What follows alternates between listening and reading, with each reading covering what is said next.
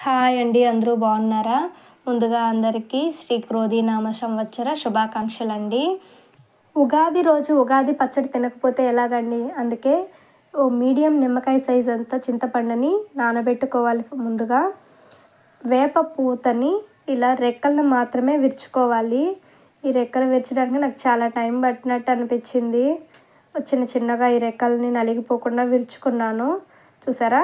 ఈ మధ్యలో ఉన్న ఈ కాడల్ని మాత్రం తీసేయాలండి, ఇవి వేయకూడదు. ఓన్లీ ఈ పువ్వులో ఉన్న రెక్కలను మాత్రమే వేసుకోవాలి. మొత్తము 1 టీ స్పూన్ అన్ని రెక్కల్ని విరుచుకున్నానండి. మామిడికాయని ఇలా శుభ్రంగా కడిగి, ఈ మామిడికాయ అంతా వేయట్లేదండి, ఇందులో 1/4 మాత్రమే వేస్తున్నాను. చిన్న చిన్న ముక్కలుగా తరుక్కోవాలి. ఇలా అయితేనే అక్కడక్కడ మన పంట కింద పడుతున్నప్పుడు రుచి బాగుంటుంది. అలాగే బెల్లంని చిన్న చిన్నగా తరుక్కోవాలి. వాటర్లో త్వరగా కరగడం కోసము చిన్నగా తరుక్కోవాలి. కారం కోసం మిరియాలండి. పూర్వం మన పెద్దవాళ్ళు మిరపకాయల కంటే ఎక్కువగా మిరియాలనే వాడేవాళ్ళంట కారం కోసము. ఇప్పుడు మన 6 రుచుల్ని కలబోసేద్దాము. ముందుగా నానబెట్టుకున్న చింతపండుని ఇలా గుజ్జు తీసుకొని పులుపు కోసం చింతపండు రసం వేసుకుంటున్నాం.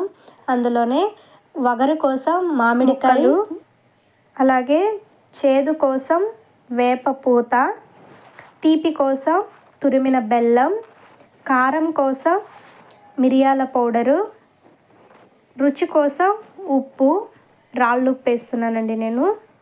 ఇవన్నీ బాగా కలుపుకుంటే మన ఉగాది పచ్చడి రెడీ అయిపోయినట్టే.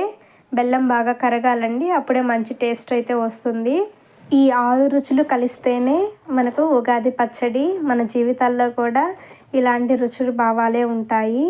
సో ఈ 38వ సంవత్సరం అయినటువంటి క్రోధీనామ సంవత్సరము మొత్తం మనకు 60 తెలుగు సంవత్సరాలు. అందుకే మన వాళ్ళంతా షష్ఠి పూర్తి 60 సంవత్సరాలు చేసుకోవాలని చెప్తూ ఉంటారు.